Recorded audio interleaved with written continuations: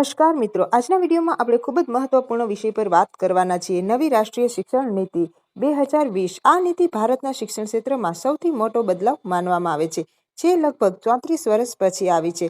પહેલાની જે નીતિ હતી એ હતી 1968માં ઇન્દિરા ગાંધી સમય, ત્યારબાદ 1986માં રાજીવ ગાંધી સમય અને ત્યારબાદ જે નવી રાષ્ટ્રીય શિક્ષણ નીતિ આવી છે એ છે 2020ની.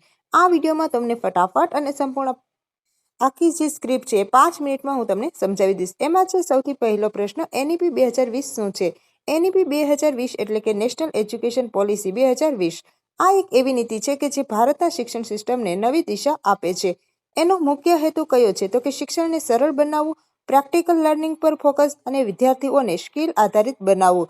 સરળ ભાષામાં કહીએ તો ફક્ત રટણ નહીં પરંતુ સમજણ અને કૌશલ્ય. એટલે કે ફક્ત પુસ્તકીય જ્ઞાન નથી આપવાનું, પરંતુ બાળકને નવી નવી એક્ટિવિટી દ્વારા બાળકને જ્ઞાન આપવાનું છે. ત્યારબાદ સરકારનું નવું માળખું આવ્યું છે 5-3-3-4.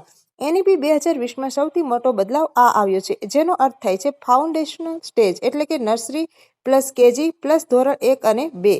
ત્યારબાદ પ્રિપેરેટરી સ્ટેજ એટલે કે 3 વર્ષ, ધોરણ 3 થી 5. ત્યારબાદ આવશે મિડલ સ્ટેજ એટલે કે ધોરણ 6 થી 8. પછીનો જે સ્ટેજ આવે છે તે છે સેકન્ડરી સ્ટેજ, 4 વર્ષ એટલે કે ધોરણ 9 થી 12.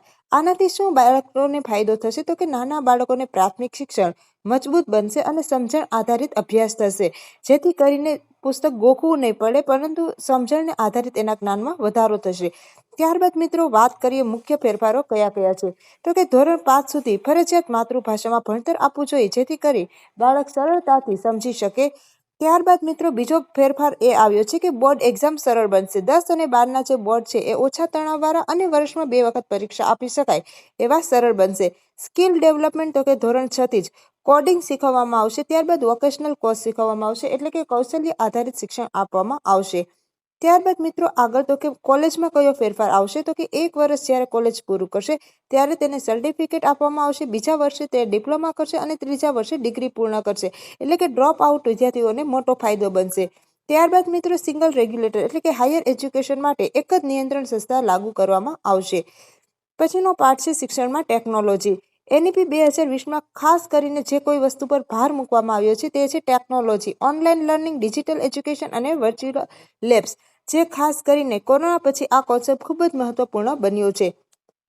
એનઈપી 2020થી ભારતને શું ફાયદો થશે? તો કે ગ્લોબલ એજ્યુકેશન હબ બનશે, સ્કિલ વર્કફોર્સ બનશે, ઇનોવેટિવ નેશન બનશે. એટલે કે વિદ્યાર્થીઓને માત્ર નોકરી માટે નહીં પરંતુ જીવન માટે તૈયાર કરવું એ આ મેઇન ગોલ છે. અને કન્ક્લુઝનમાં જોઈએ તો કે એનઈપી 2020 એક ક્રાંતિ સમાન બદલાવ છે.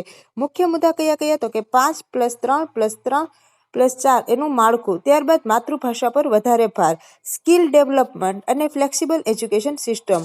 તો મિત્રો આના વિશેના તમારે જો પ્રશ્ન જોવા હોય તો અમારી ચેનલને લાઇક કરી દેજો, શેર કરી દેજો અને સબસ્ક્રાઇબ કરી નાખજો. મળીએ મિત્રો આવા નવા વિડીયો સાથે.